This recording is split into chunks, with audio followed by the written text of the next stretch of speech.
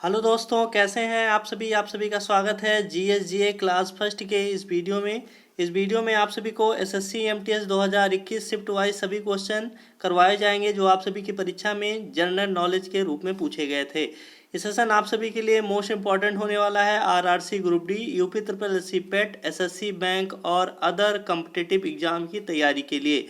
इस सेशन के साथ साथ आप सभी को आने वाली वीडियो में वर्ष 2021-22 के सभी प्रीवियस ईयर्स के पेपर वीडियो के माध्यम से करवाए जाएंगे, जिसमें आप सभी को संपूर्ण जानकारी दी जाएगी जो भी आप सभी के जीएस के क्वेश्चन बने हैं आप सभी के पेपर से। तो आइए अपने सेशन की शुरुआत करते हैं। पंडित शिव कुमार शर्मा का नाम किस वाद्य यंत्र से जुड़ा है? इसका सही आंसर हो जाएगा संतूर। मई 2022 में इनका निधन हो गया है। इंपॉर्टेंट क्वेश्चन है आप सभी के लिए। अगला क्वेश्चन है, निम्नलिखित में से कौन सा पदार्थ पानी में आघुलनशील है? इसका सही आंसर हो जाएगा चॉक पाउडर पानी में आघुलनशील है, बाकी ये तीन पानी में घुलनशील है। अगर साधारण नमक की बात की जाए तो इसका रासायनिक सूत्र NaCl होता है, और अगर रासायनिक नाम पूछता है तो सोडियम क्लोराइड होता है।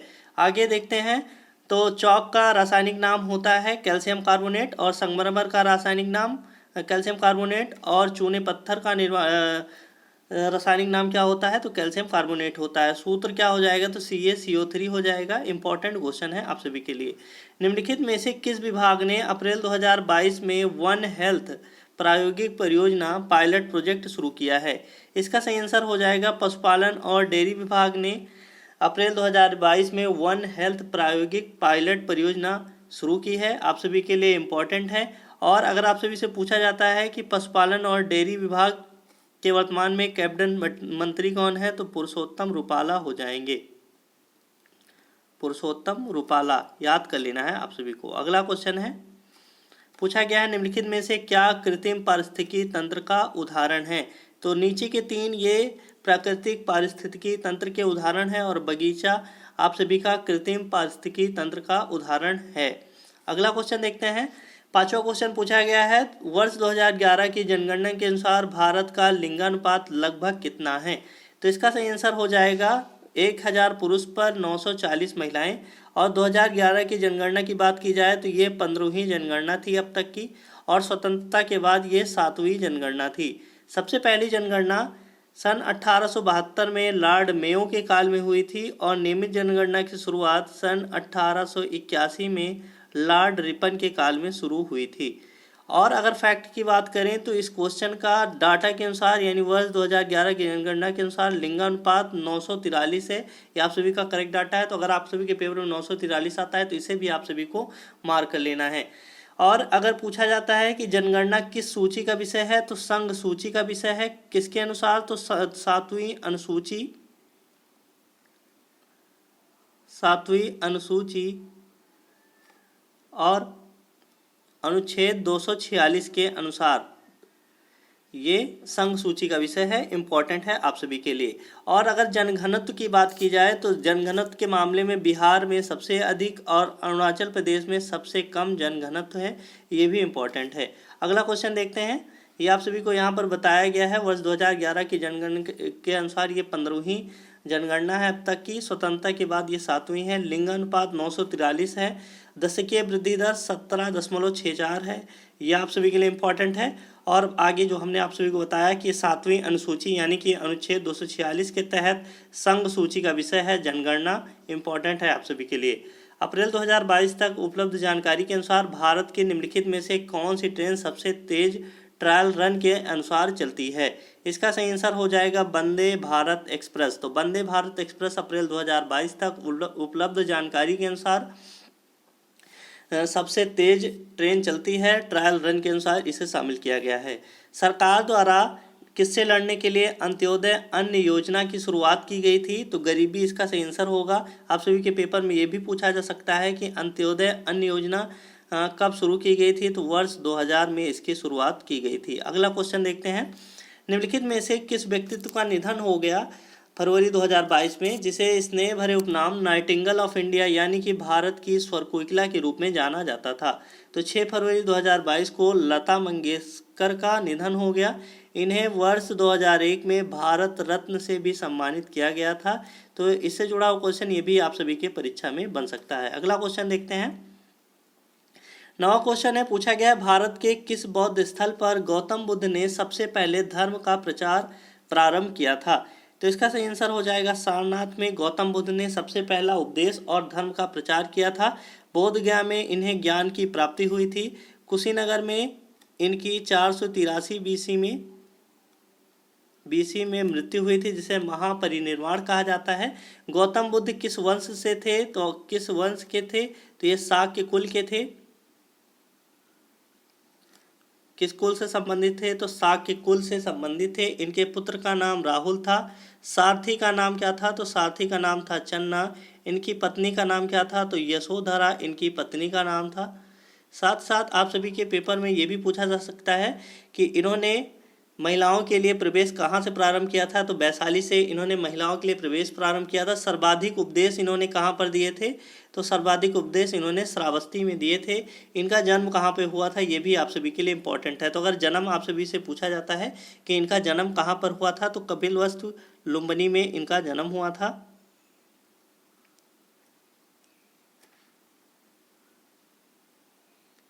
ये भी आप सभी के लिए इम्पोर्टेंट है। और कब हुआ था? तो इनका जन्म हुआ था 563 बीसी में इनका जन्म हुआ था। इम्पोर्टेंट क्वेश्चन है आप सभी के लिए। अगला क्वेश्चन देखते हैं। पूछा गया है बेकिंग सोडा का रासायनिक सूत्र क्या है? तो इसका सही आंसर आप सभी का हो जाएगा क्या? तो NaHCO3 इसका रासायनिक सूत्र हो जाएगा। रासायनिक नाम पूछा जाएगा तो सोडियम बाइकार्बोनेट होता है। और Na2CO3 इंटू 10H2O की बात की जाए, जिसे आम बोलचाल की भाषा में धावन सोडा कहा जाता है, इसका रासायनिक नाम क्या होता है? तो इसका रासायनिक नाम सोडियम कार्बोनेट होता है। आप सभी को याद कर लेना है। NH4Cl की बात की जाए तो इसे अमोनियम क्लोराइड यानी कि नौसादर कहा जाता है। ये रासायनिक सूत्र हो जाएगा नौसादर का।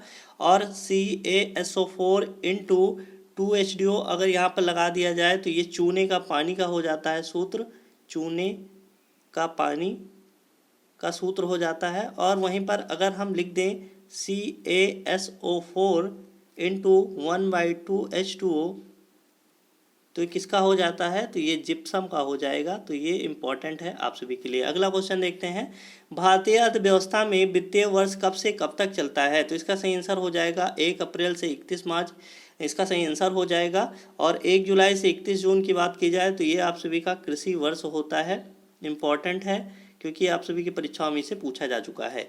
अगला क्वेश्चन है सैम आग्नेय चट्टान के उदाहरण की चर्चा करता है, निम्नलिखित में से कौन हो सकता है? तो हमने आप सभी को क्वेश्चन में बताया था प्रीवियस क्वेश्चन में कि संगमरमर और चूना पत्थर इसका रासायनिक सूत्र क्या होता है? तो CaCO3 होता है, यानी कि कैल्शियम कार्बोनेट इसका रासायनिक नाम हो जाएगा।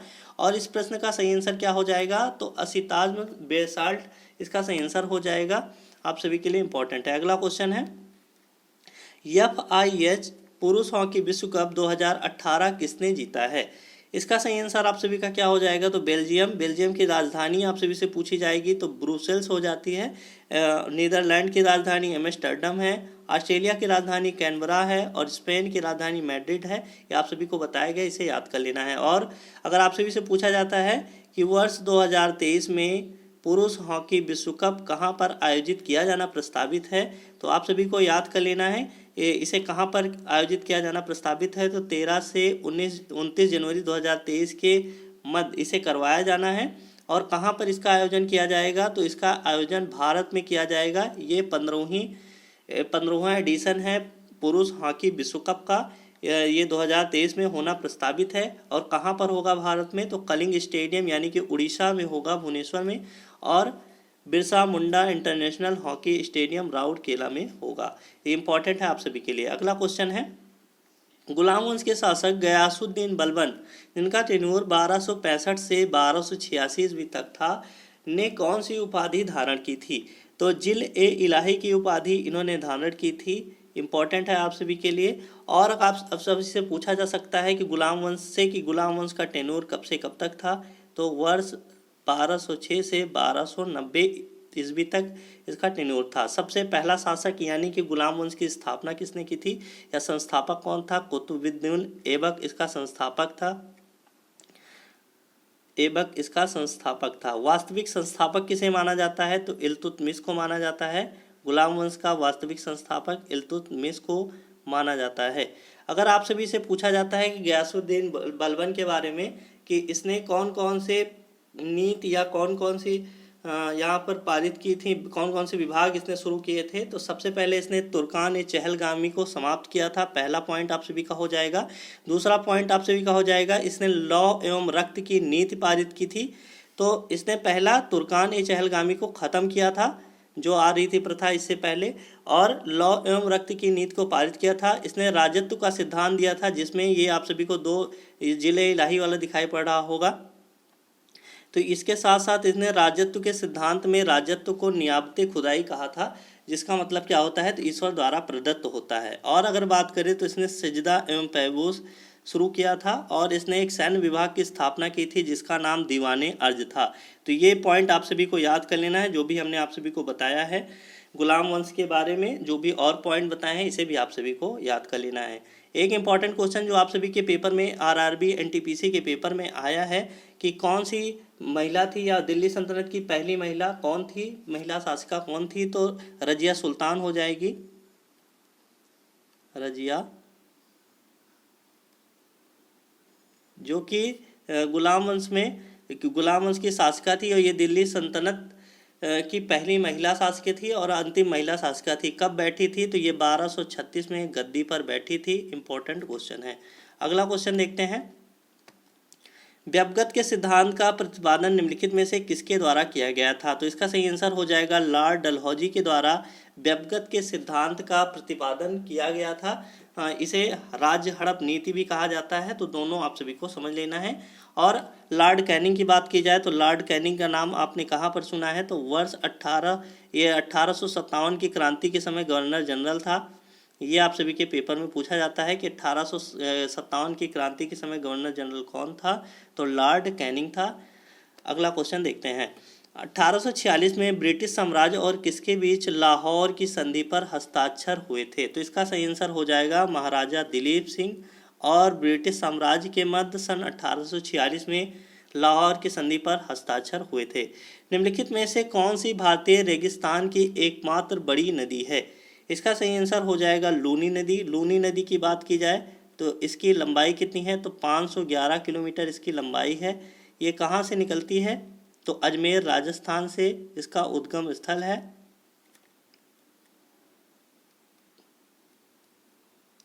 और इसका मुहाना कहाँ पर है? तो कच्छ के रण गुजरात में इसका मुहाना है। ये भी आप सभी के दिमाग में होना चाहिए। भारत का निम्नलिखित में से कौन सा राज्य वर्ष 2023 के पुरुष हॉकी विश्व कप की मेजबानी करेगा?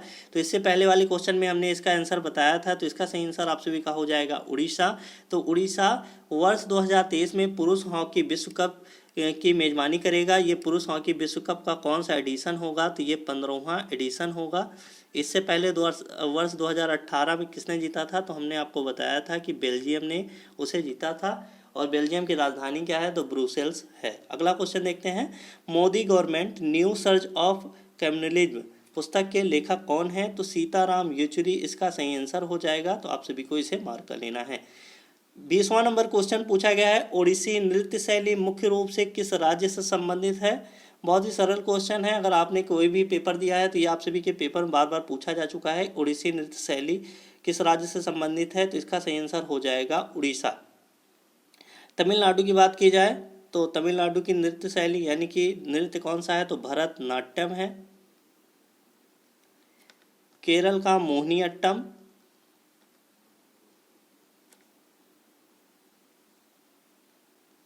और आंध्र प्रदेश का कौन सा हो जाएगा? तो कुचिपुड़ी हो जाएगा। अगला क्वेश्चन देखते हैं। निम्नलिखित में से किस राज्य के राज्य विधानमंडल में 2 सदन है? तो इसका सही आंसर हो जाएगा महाराष्ट्र। महाराष्ट्र के अलावा कौन कौन से ऐसे राज्य हैं जहां पर द्विसदनात्मक है?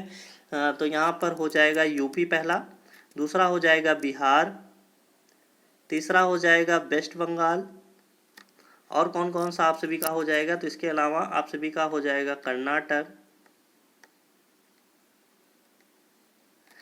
और हो जाएगा आप सभी का आंध्र प्रदेश, और इसके अलावा आप सभी का हो जाएगा तेलंगाना।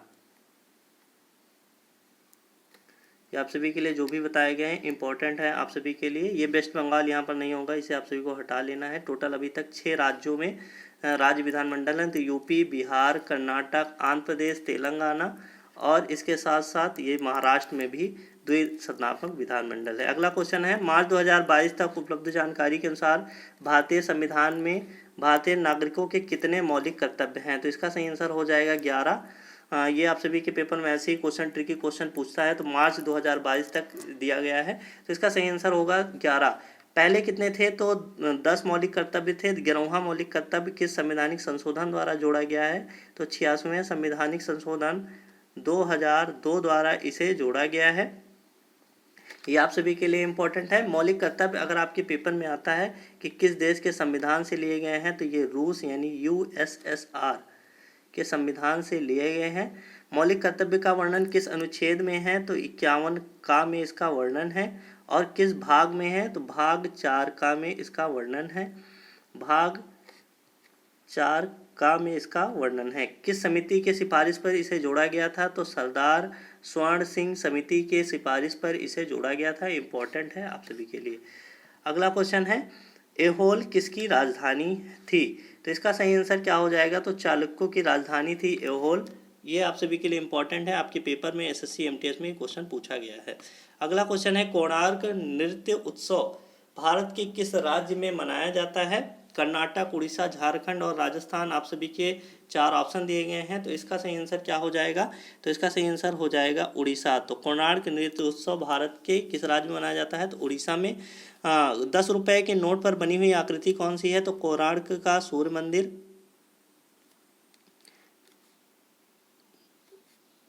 10 रुपये के नोट पर बनी हुई आकृति है, इंपॉर्टेंट है आप सभी के लिए, तो ये आप सभी को याद कर लेना है।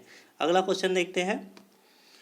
लास्ट क्वेश्चन आप सभी का है, टंकेश्वर हजारिका बयान को भारत के किस शास्त्रीय नृत्य में उनके उत्कृष्ट योगदान के लिए वर्ष 2018 का संगीत नाटक अकादमी पुरस्कार प्रदान किया गया है?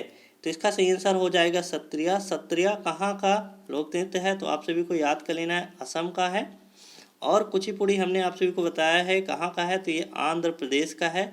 भरतनाट्यम तमिलनाडु का।